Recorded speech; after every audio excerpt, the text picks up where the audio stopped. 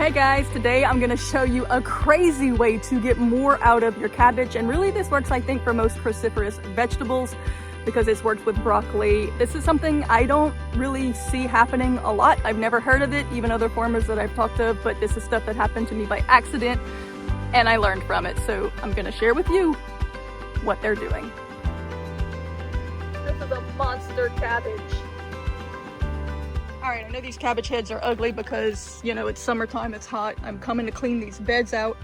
And I saw something and I want to show you this. Now, this was a cabbage that I harvested earlier in the season. It was a normal head cabbage, like this one. I cut the head out earlier in the season, but I left the root. And so you see the root.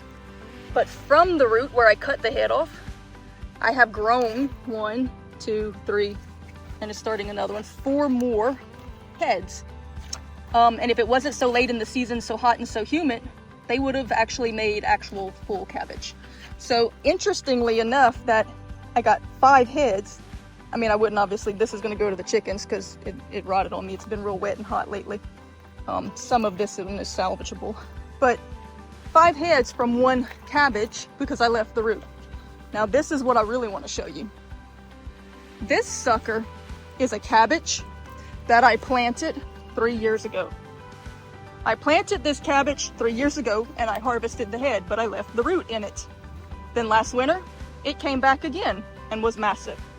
This winter, I did the same thing. I cut the head, left the root. This winter it came back again and it's just becoming a monster dinosaur cabbage.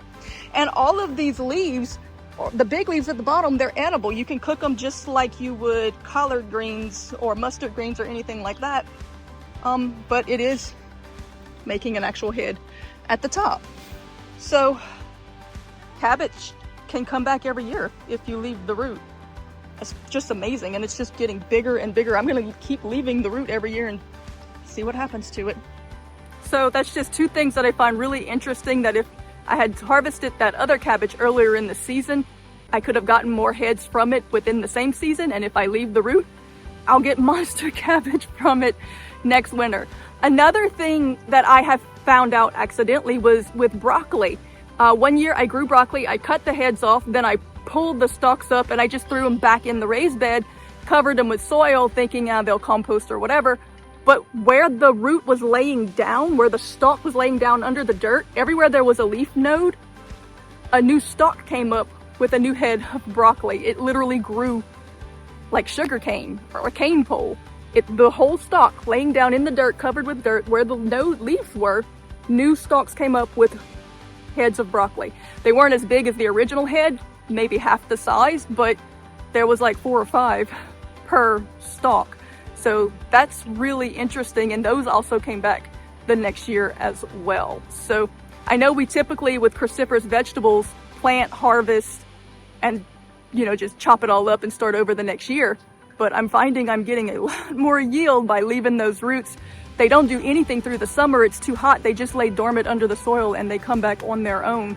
So it's easy, it's convenient, it's interesting. And I'm growing monster dinosaur cabbage over here, so maybe it's something you want to try. Thought I'd share it with you. Make sure you like, share, and subscribe. More tips coming.